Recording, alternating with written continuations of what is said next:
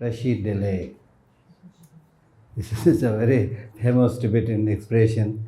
Whenever you meet somebody, we exchange the greetings by saying Tashi delay, which actually entails the complete Buddhist philosophy.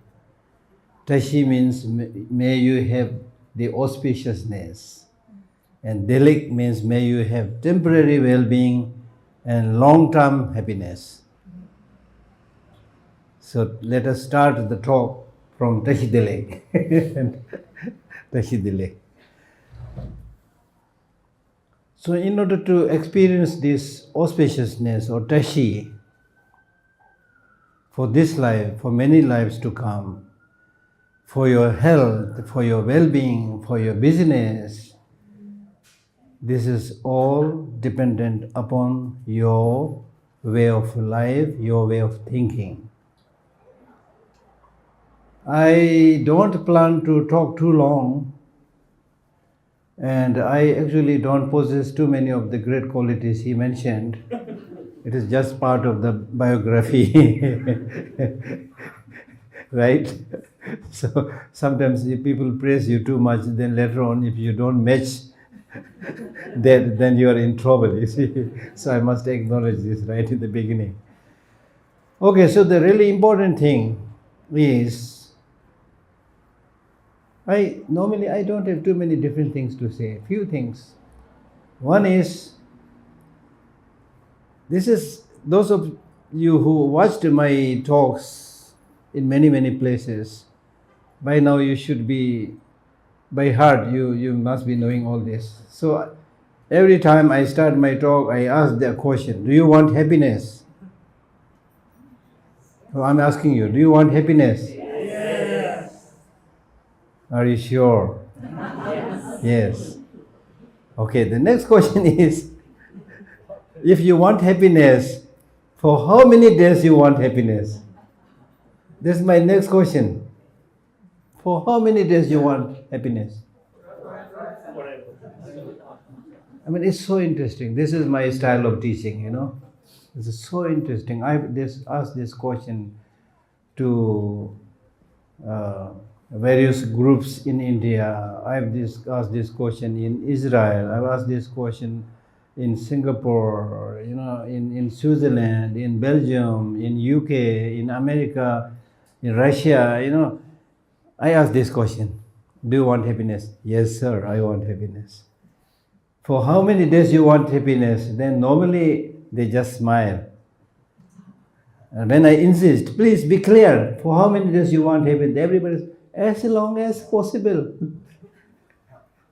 Those people who believe in future life, this we want happiness not only in this life, but in the future lives also.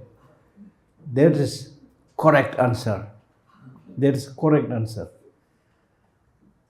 That is correct answer. But the important thing is, so far we are only talking about want. I want happiness. I want happiness as long as possible. Just by saying I want happiness, happiness will not come down, right? So the next most important question is, what do you think, if you want long-lasting happiness, what do you think is the main source of their long-lasting happiness? Mark my words carefully. There are small things here and there which will contribute. I am talking about what do you think is the main source of their long-lasting happiness? What do you think? Compassion. Huh? Compassion, then? Huh? Forgiveness. So many 100,000 good things you can say, right? But I'm going to that in a slightly different way. And many people, they answer by saying the main source of long-lasting happiness is, they say like this, it is to come from within, which is again correct. But still it is not very clear. What do you mean by the main source of long-lasting happiness is within? What do you mean? Do you mean that if you have good thought and be compassionate and be nice, then the pounds will come flying in your pocket, or and food will come flying, you don't have to do any work, just be compassionate? We are not so stupid saying like that. We are not saying that, right? So we are saying that you need money, you need good friend, that's all fine. But the important thing is, main source of happiness has to be from within, means your mental attitude, your mental outlook. What kind of mental outlook? Now things are getting a little bit more complicated, okay? So when you say the main source of happiness is from within, which also means your mental outlook, your attitude, what do you mean? What kind of attitude we should have? What kind of mental outlook we should have? That's the question, important question. For me, I may be wrong. For me, I would say the main source of your happiness from within, that is mental attitude and outlook, which means your outlook and mental attitude be such that it should be in harmony with the law of nature. Does it ring a bell? It's a little bit complicated. I'll explain it. Your thinking has to be in harmony with the way things are. In our regular daily life, are you sure that your way of thinking is in harmony with the way things are? No, my dear friend, no. Normally, unfortunately, we see what we want to see, not what we should be seeing. We keep on hearing and listening to things which we want to listen, not what we should be listening. That's the problem. That's the problem. So do not just keep on seeing what you want to see, listening what you want to listen, but try to understand the way things are. Try to understand the law of nature without exaggerating it, without denigrating it. Is that a little bit clear? Not so clear. It's a little bit profound. Little bit profound. Now the next question is, okay, what is the advantage of living in harmony with the nature? What do you mean by that? When I say living in harmony with the law of nature means, number one, understanding the law of nature. Law of nature is not made by Buddha. Law of nature, at least for me, is not made by God. It's the way things are. Right? It's the way things are. So law of nature, in our context, the most important aspect of the law of nature that we should understand is that we are all interconnected, interrelated. You may be in the East, you may be in the South, you may be in America, in China, especially in today's world, when we are hurled into the face of each other through the speed of science and technology. We cannot afford to talk about East, West, North, South, black, white, yellow, green, whatever. Right? We are so heavily dependent. That's law of nature. Undeniable law of nature. Undeniable law of nature. Another aspect of, there are so many beautiful aspects of law of nature. If you understand them, you will learn many great lessons. One law of nature is, for example, when you are born, what is the first thing that you do after the birth? Huh? What?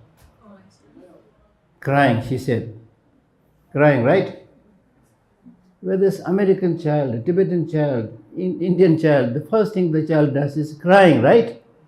Not laughing. If the first thing that the child does is laughing, then people might say, oh, must be devil, or maybe reincarnation of Buddha. Very unique, right? So the first thing we do is crying. Now what do you think the child is asking by crying? Because the crying is the only language that the child has. The child does not have a complicated, sophisticated language. What do you think the child is asking? Love. Correct, again. This is important. This is so important for me to understand.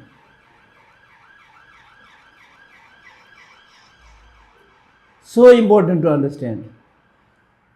The child, by crying, I am 100% sure by crying, the child is not asking, for a lengthy discourse on Buddhism, or thereby on Christianity or Judaism or things like that. 100% sure.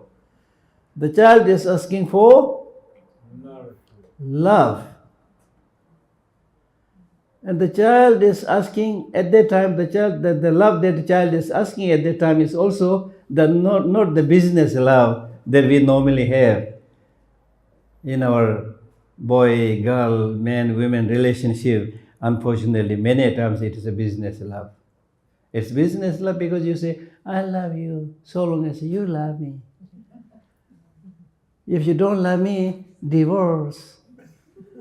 Something like that, right? So that is not what the child is asking. Child is asking, I have nothing to give. I don't have teeth in my mouth. I don't have hair on my head, worse than my case. I don't have hair on my head. I have nothing to give. I don't speak a proper language. I'm not able to stand up. I'm not able to lift my head. So many problems.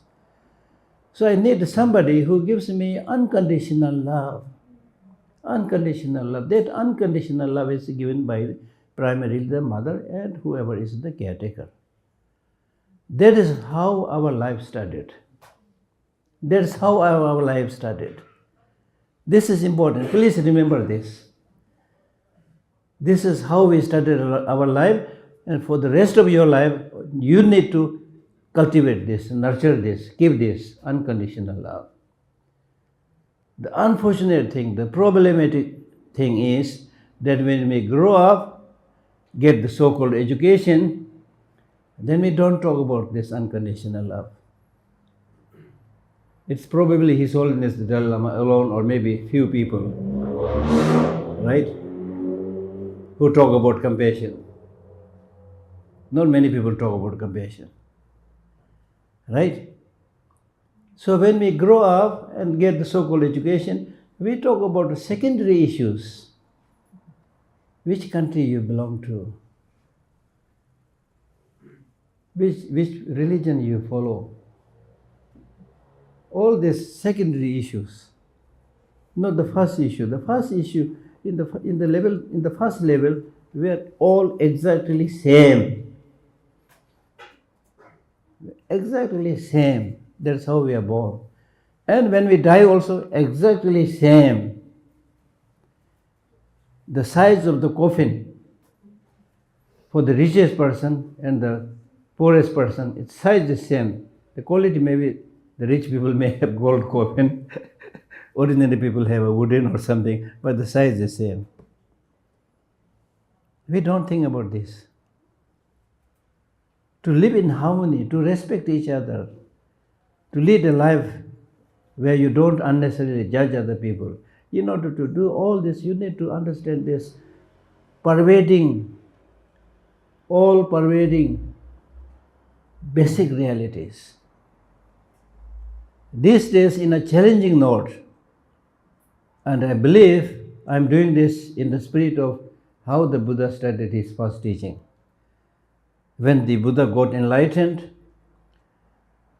people around him, human beings, celestial beings, with folded hands, requested him and said, we know that you found a nectar-like wisdom.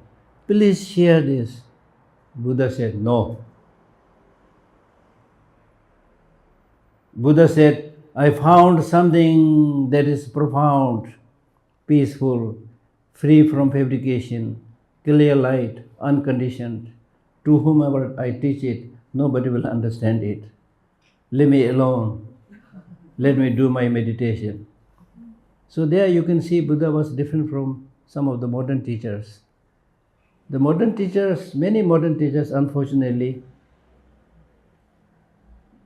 they have made religious practices another business, earning money. Buddha said, no. And Buddha refused at the first or second request because he was saying, if you really want to understand my teaching, you need to be serious like me. I undertook a lot of hardship in many lives, and in this life also, if you remember the 6 years hardship that I did, You need to undergo something like that to understand it. It's not easy. For us, it is easy to lead the ordinary way of life, going up, down, high, eat pastry, chocolate, and tea, and things like that. That's easy. But Buddha said, what I've discovered is something that will uproot your problem, your suffering. That's not easy. That's not many people do. So it's not easy. Then on repeated request, finally when he gave the teaching that he gave was the famous Four Noble Truths. Some writers these days say 4 facts, whatever be the case, 4 Noble Truths. And when he taught the 4 Noble Truths, the first truth was truth of suffering. And the truth of suffering was explained with 4 features. The first feature was impermanence, including death, fragility. This was so important for him, and he clearly said, if you don't understand the fragility of your life, the fleeting nature of your life, the impermanence of your life, you will not make a move. You will only plan to stay in this world. More buildings, more cars, more pollutions, more swimming pools, whatever. You will never make a plan for the long-lasting happiness. You will never make a move. That was his first teaching.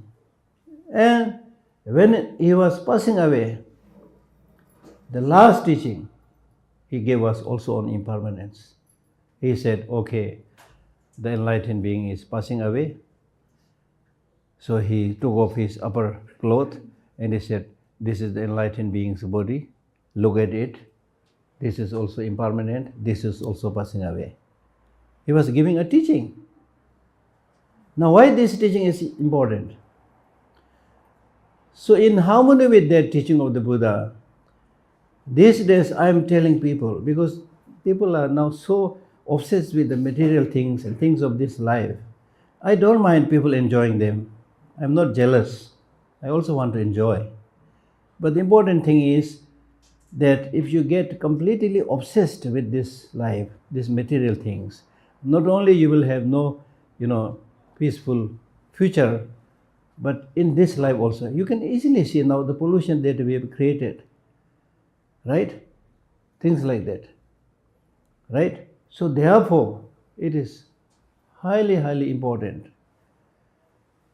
to understand this fragility, that impermanence. Therefore, almost like in a challenging note, these days I tell people, they look on this globe. Right now we have over 8 billion human population, over 8 billion, right? All this over 8 billion human population are dead after 100 years counting from today. Are you with me? I'm not saying they will be eliminated by the over 20,000 nuclear warheads that we have. They're all there, unfortunately, to speed up, right? Even otherwise, our lifespan is around 100 years. So that means after 100 years, we are all gone. Why we need to know this? We need to know this because if that is the case, why the hell you don't live happily and harmoniously? Why the hell you are bullying each other, exploiting each other, mistreating each other? Therefore, the Buddhist wisdom, the Buddhist teaching says, Shantideva, for example, he clearly says, you don't have to kill people, they will die.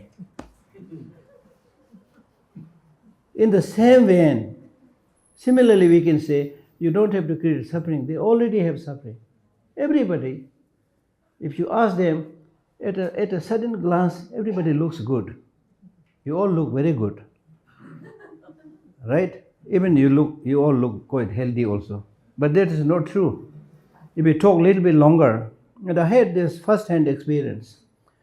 Once I was invited to be the translator of a famous Tibetan doctor, and with him I visited the 4 Scandinavian countries many, many years back.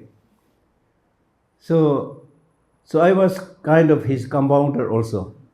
I helped him dispense the medicine, things like that. So when the patients come When they come in, they all look nice. The ladies with the handbag and the nice shoes, then they all look very nice, right? And once the doctor diagnoses the pulse and the urine and asks questions, believe me, everybody has at least 2-3 problems.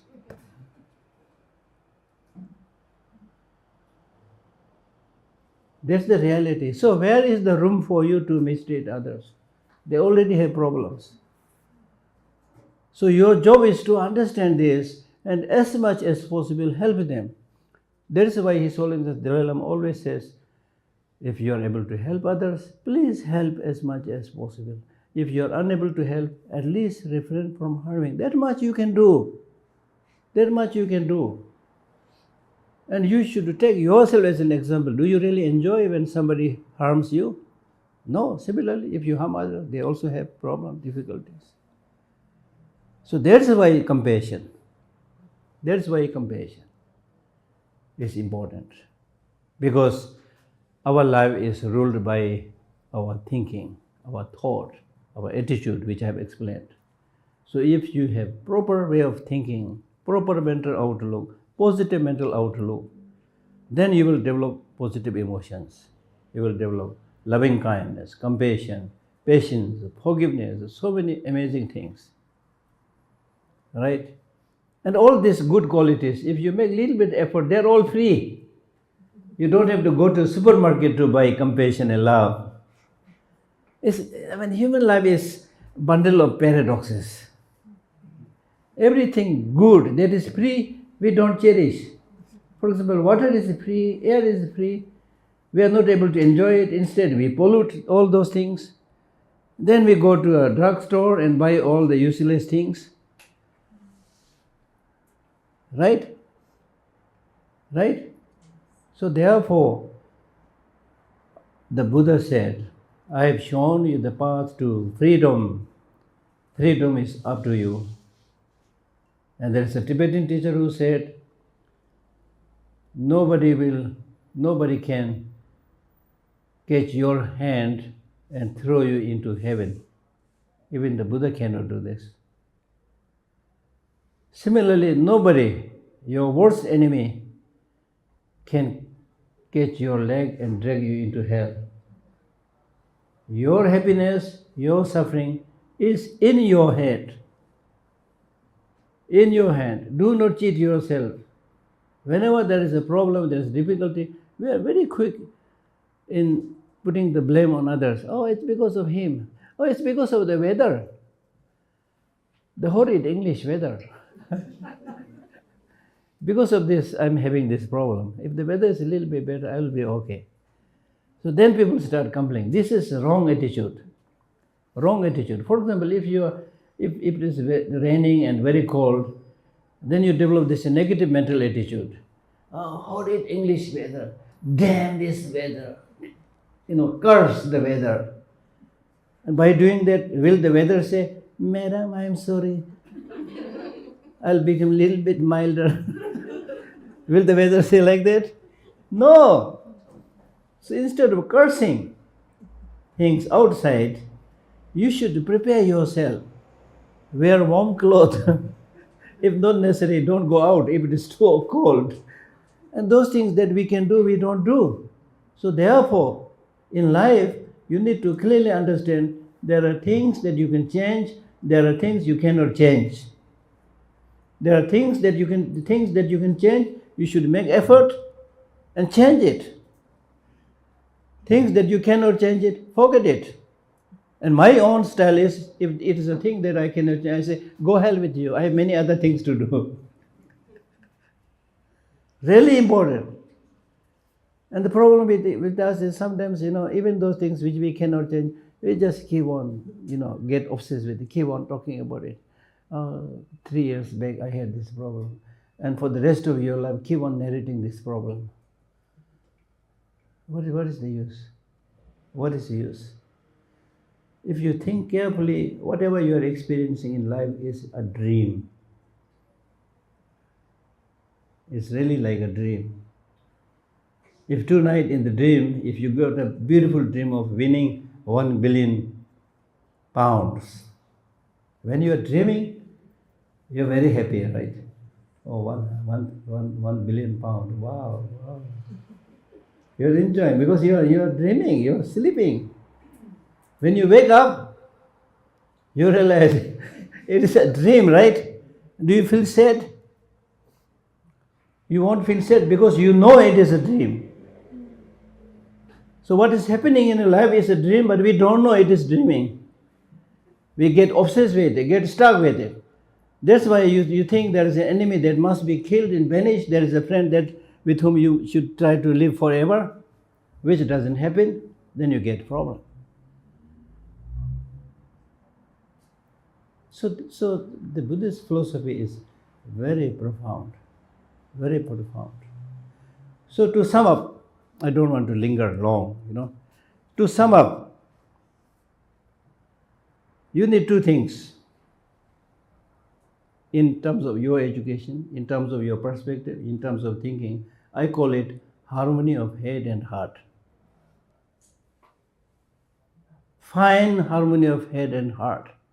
That means you must have strong loving kindness, compassion for others, and that loving kindness and compassion of others must be dependent upon head, which means knowledge, which means wisdom.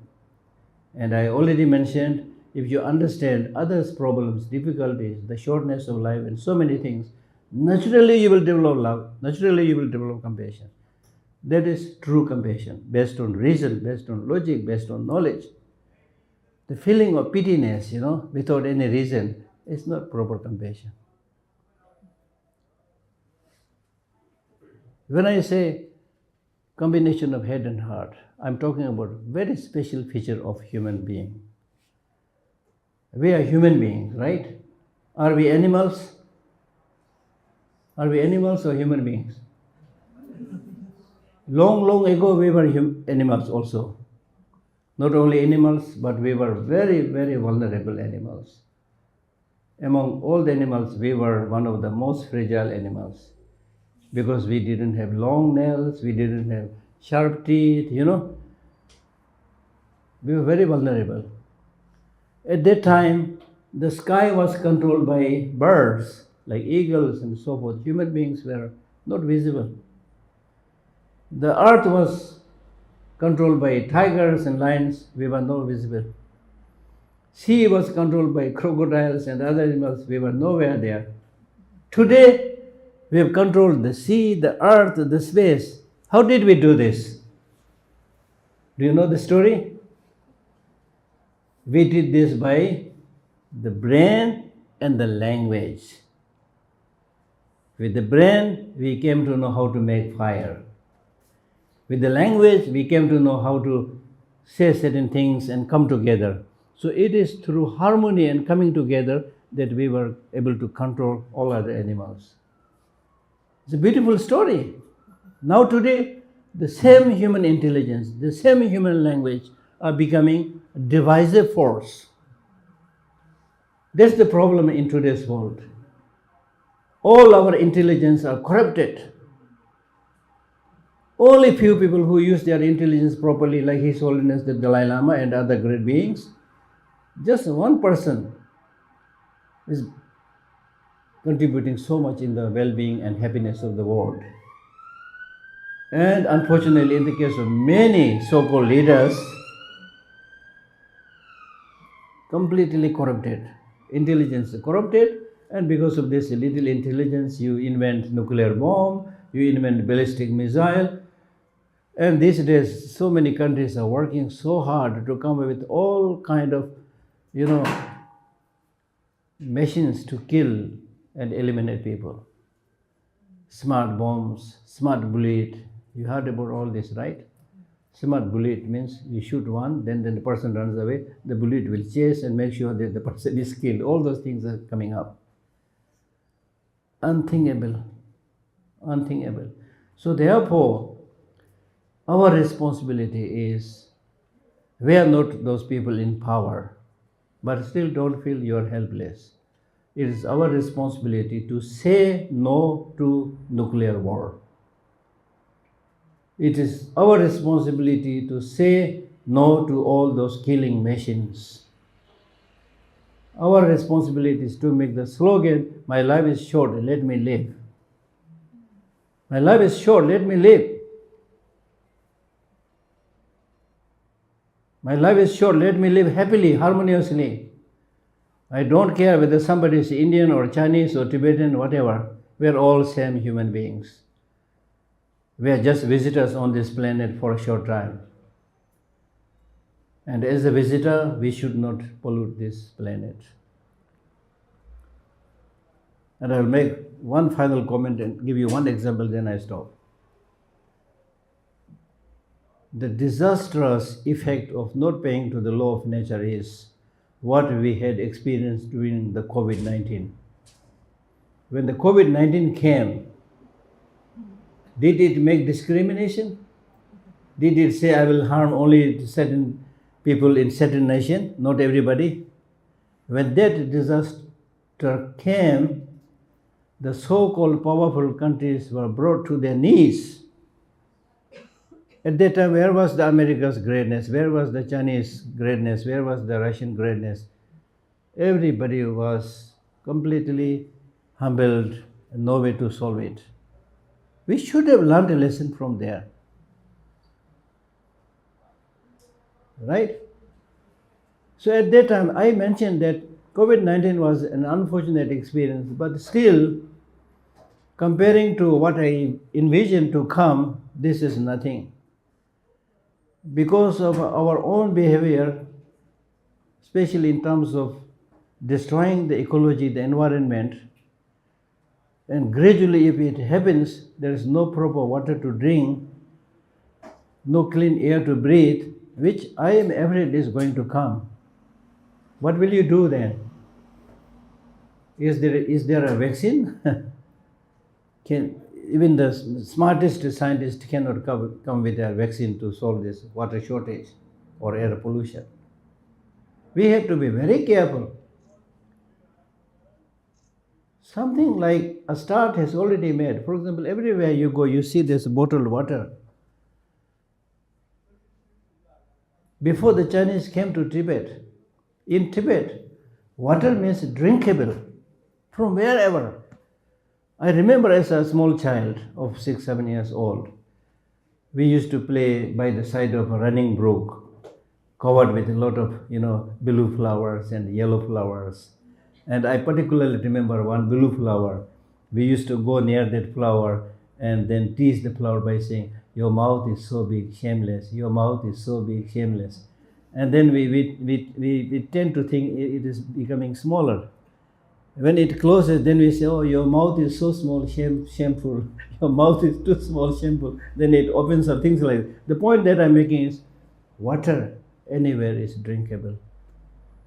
Now today, in the so-called most developed country, I once checked in a 5-star hotel and asked that person, "Can I drink from the tap?" He said, maybe. He was not so sure. That is the situation. And we still call ourselves intelligent human beings. Where is your intelligence? You are not able to even maintain the basic needs properly. You are hanging on to this ephemeral, seemingly good things, shiny objects, whose essence is completely empty. Now there's ChatGPT, artificial intelligence, all these are coming. I don't know how we are going to deal with this, because human beings have gradually, shrugged their shoulder, their responsibility to live as a human being. So in order to live as a human being, we must have the human values, human ethics. Ethics is one of the most pivotal, important point of a human being. If it is there, we cannot allow people to misuse the data, misuse artificial intelligence, misuse ChatGPT. Otherwise, some of these so-called people, they will misuse all these machines. and you will become a victim to that. So therefore, ethics based on universal compassion is extremely, extremely important. So in order to develop this universal compassion, you need to the same kind of faith of all of us. All of us. For example, if you are traveling in a small boat in a turbulent sea, let us say that small boat has like 15 people from all different nations. You're all traveling together in the turbulent sea, and there is this risk of the boat being capsized. At that time, what will you do? Will you ask about which nation you belong to? Are you men or women?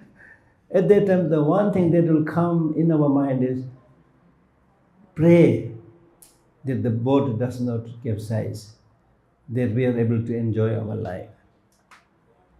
You see?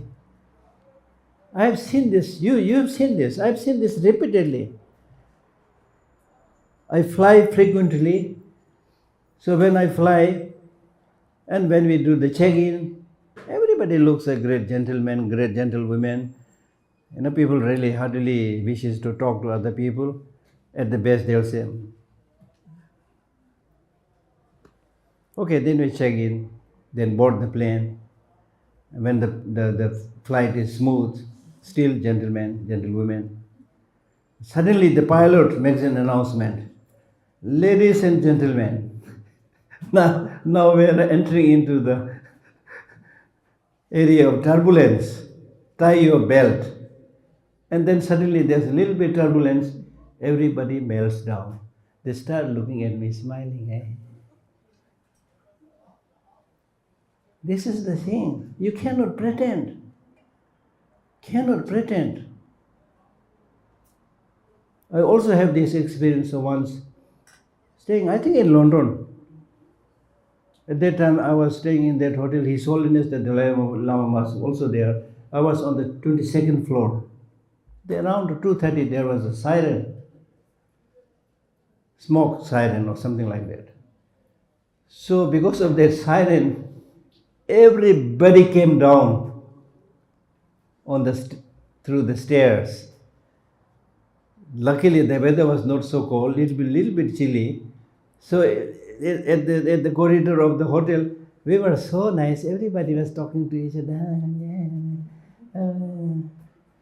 That was not the case when you just checked in. So the point that I'm making is, if the world faces a problem, difficulty like tsunami, earthquake, whatever, then only we remember we must live together. But that is a little bit late. Little bit late. A spark, as we say, a spark which is not extinguished at the right time will create a forest fire. There's happening all the conflicts that you see now today in the world, a result of those mismanagement. Right? So therefore, life is short. There are too many things to know. You don't need to know everything. I'm telling you. You don't need to know everything. You cannot know and don't need to know everything. For example, if you're thirsty, you need to drink water, right? Right? But is it necessary you drink the whole ocean? You can't drink, and also no need. So in life also, you should take those things which is really, really important. As we call as life's experiences or wisdom, whatever you call it. Take those things. Take those things primarily means this process of being kind, being helpful, right, and knowing how to live in harmony. Those are the most important things in your life. The rest are so. So that's all I want to say. Thank you.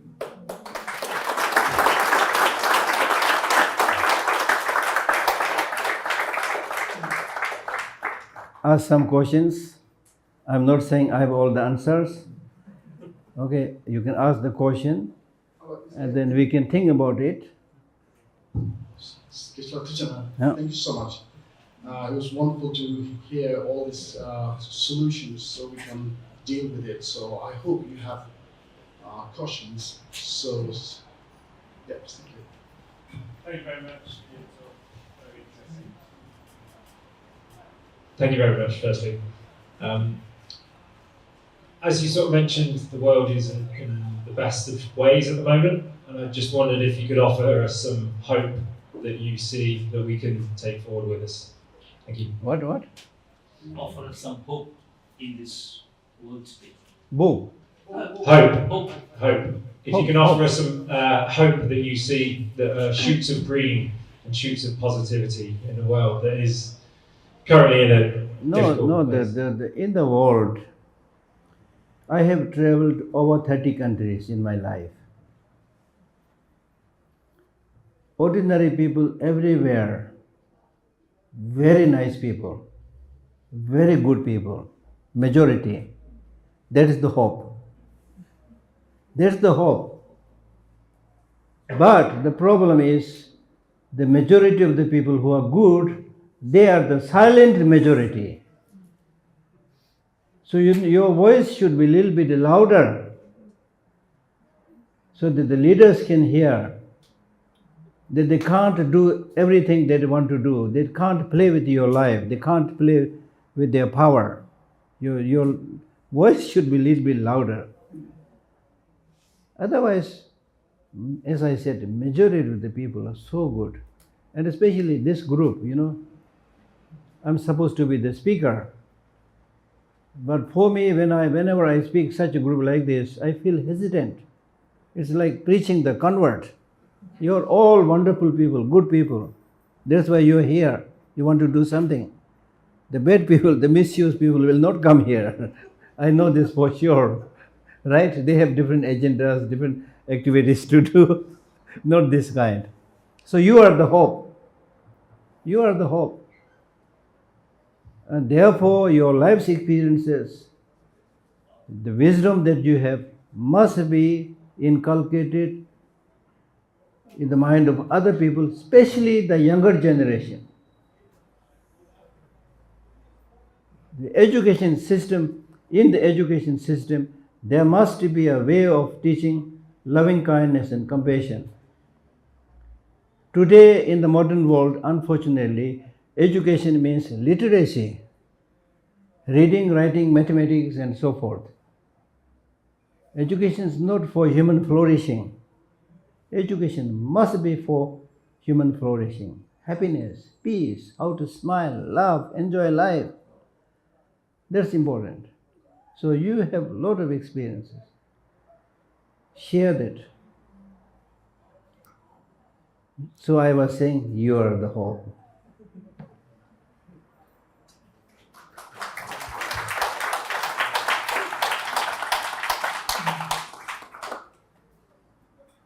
So, any questions? Or? Yeah. Do you think centering one's life around observational drawing will help one to see and know things how they are or how you think they are? Yeah, observation, yes. But specifically drawing, making an illusion of what you're looking at. Yes. Just to achieve concentration, you can use a flower. You can do painting, right? But that is just a small technique. In order to make human beings get the so-called long-lasting happiness, you just can't keep on painting. They'll create some kind of fleeting happiness at the most to some people, but that is not the ultimate goal. The ultimate goal is through painting you can learn why harmony is important. Through musical instrument also. For example, if you play a guitar, those people who know how to play it produces a beautiful harmony, beautiful song. Give the same guitar in the hand of a monkey, he will also do like this, but it will not be able to produce the music. So therefore, through art, through painting, through musical instruments, you should give this message of the importance of living in harmony. Thank you. Thank you.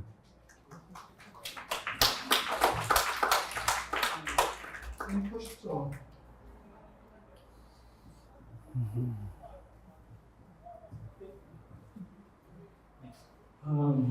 So my question is, what do you think is the relationship between compassion and justice?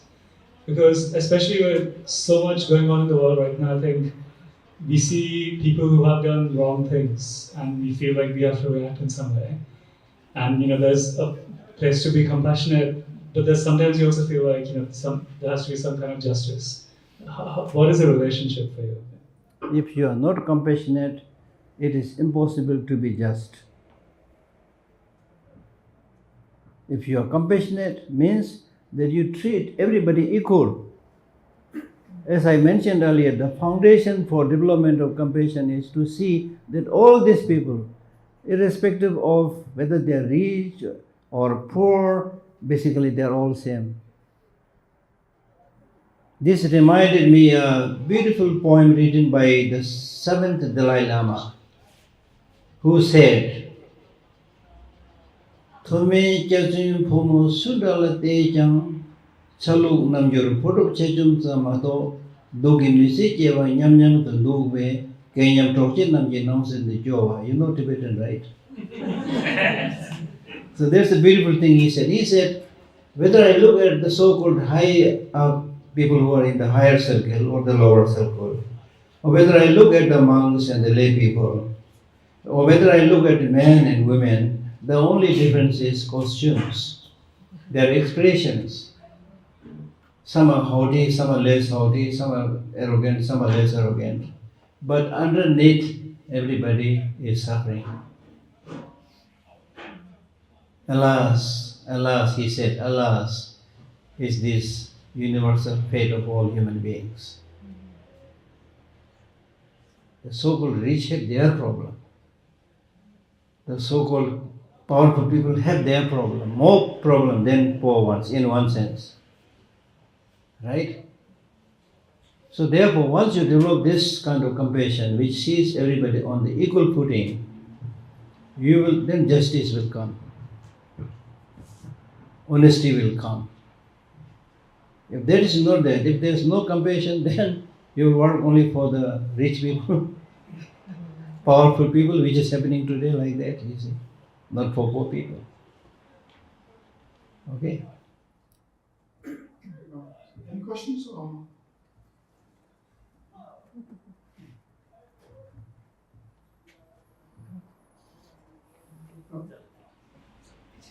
Or Tashi I would like to ask him, the compassion is part of emotion, or is compassion something like our fundamental quality? If it's part of the emotion, then emotions always comes go. How can we remain our compassion state of our mind? Thank you. Compassion is an emotion. When we talk about emotion, there are positive emotions, there are negative emotions. So what is being taught in Buddhism is cultivate, nurture the positive emotions, then reduce, weaken, and do away with the negative emotions.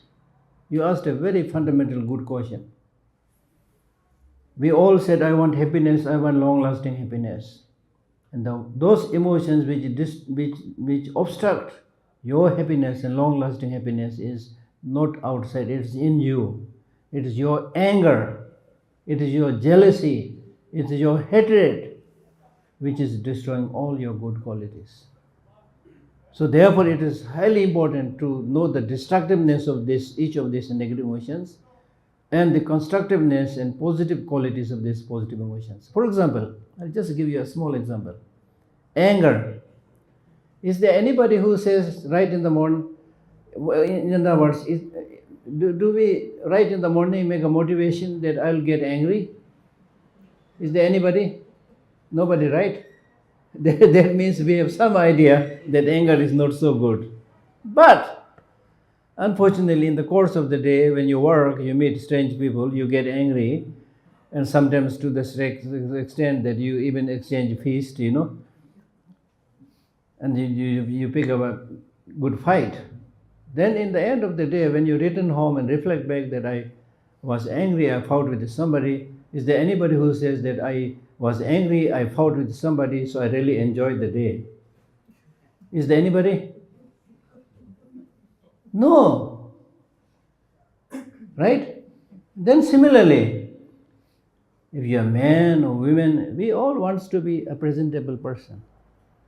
We make sure that the shirt and the pen matches color. And you decorate your faces, comb your hair, make sure your collar is upright or whatever, you don yourself to be a present person. And some people even put golden earrings, things like that.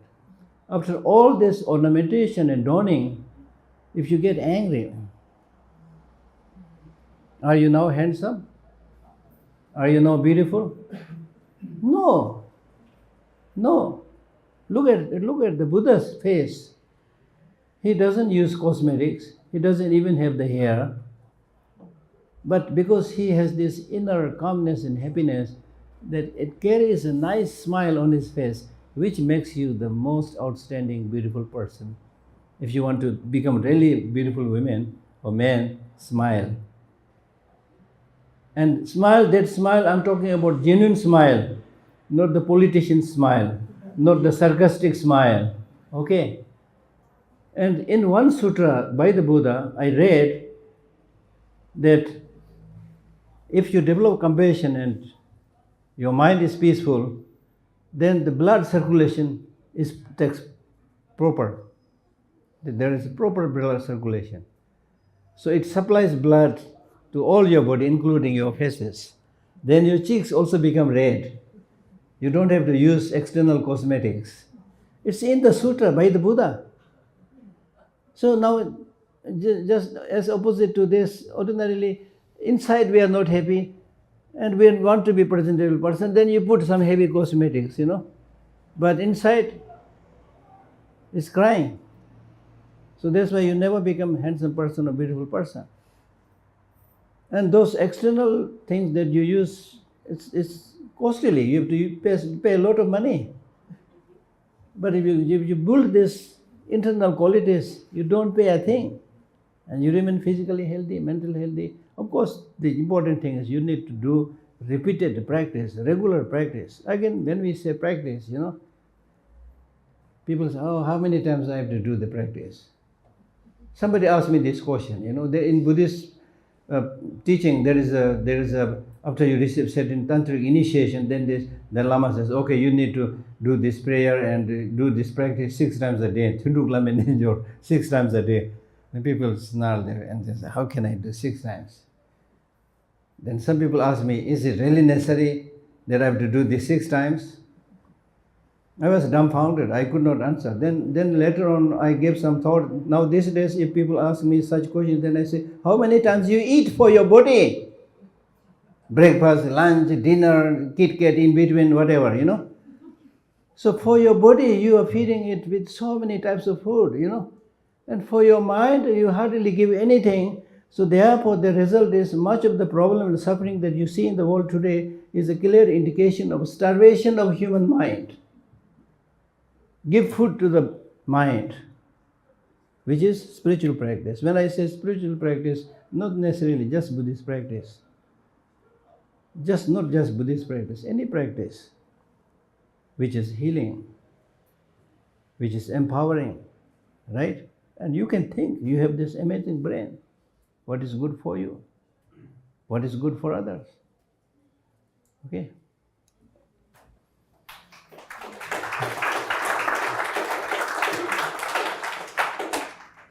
So, thank you, Geshe. My question's about karma. I study it and I, cause and result, but it's very hard for me when I hear about terrible things happening to children and babies. I get so distraught and upset. I hear of babies being raped, a child of 6 months old, young children, and I think about karma, and I know past lives, but in this life they seem so innocent, and it's hard for me to think about these babies going through such awful evil acts when in this life they've done nothing, and these children having to suffer so much. And I can't the Dharma doesn't help, I just get so upset. And I was thinking about the timing of karma, why beings have to experience a rape when they're babies. Please. Yeah, you're right. When I travel in places like New Delhi, and then I confront these small little girls and boys who are maybe 5, 6 years old and begging in the street, spreading their little hand in front of me, and my heart really pains. I feel so sorry. What did they do? What is their wrongdoing? So it's not easy. But at the same time, on a larger perspective, you need to accept the fact that when we talk about death, there is no seniority. There's no seniority. It can come like at any age. When the death comes, there is no place you can hide. You cannot say, I'm a judge, I'm a scientist, I'm a great spiritual practitioner, I'm still young. You cannot say all these things. Now why the death comes? Number one, death comes because you are born. And the problem with us is when somebody is born, we say, happy birthday, right? Nobody says suffering birthday. Only Buddha, he said birth is suffering. Buddha is not saying don't celebrate, but at a deeper level, birth is suffering, aging is suffering, sickness is suffering, things like that. So we have to accept that fact. Then when we talk about karma may be not necessarily just in many past lives. In this life also, it may be because of allergic to certain food, allergic to the environment which unfortunately we have created. Okay, so many causes and conditions, things like that. So therefore, it's really important we pay special care about the health of the young small kids, small children. Now health means not only after they are born. The health of a child is very much dependent on the mother who gives the birth. So all this, so it has to be a holistic approach. Then at the end of the day, just this morning I was reading a small scientific piece, which says try as much as you can. The maximum limit a human being can live is 120 to 150 years, not more than that. Okay. Then there's also this story at the time of the Buddha. A mother lost her only child, and she was overpowered by grief, and she took the little child in her hand and went to the Buddha crying, just as you are doing. Why this child is gone so quickly? Then the Buddha said, no, I can bring her back to life, provided if you're able to bring some sesame seed from a family where nobody has died. So she visits home after home, house after house. Everybody says, my father died, my mother died, my grandfather died, things like that. She could not find a single person where nobody has died. And on telling this to the Buddha, then that is what I want to teach you. This is the reality. You see, there's the reality. So there is no way you can hide. There's no way you can hide. You can't hide amidst deep ocean if you're a great swimmer, or hide yourself in a cave. There's this story of one gentleman who was just like any of us, chatting in the marketplace, and then somebody from behind knocked, and turning around he found the messenger of death was standing there. So he was very, very scared. And then the messenger of death, he said, no, don't worry. Don't be scared. I'm not here to take you today. I am here to take somebody. Your turn comes after 1 week. So this gentleman said, thank God. Now at least I have 1 week at my disposal. So he just left the market and went into the mountain and hid himself in a cave for 6 days. Nobody came.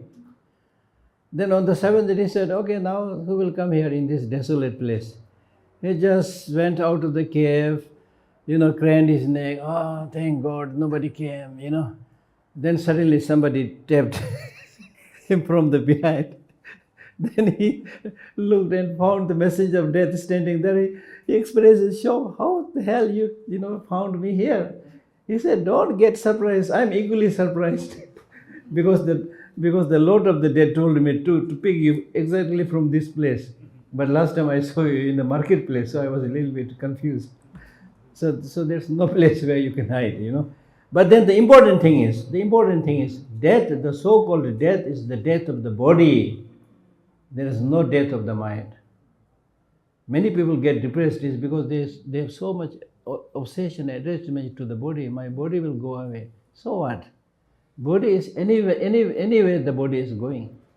You don't have this beautiful body that you have when you were 5-6 years old. You're already a different person, right?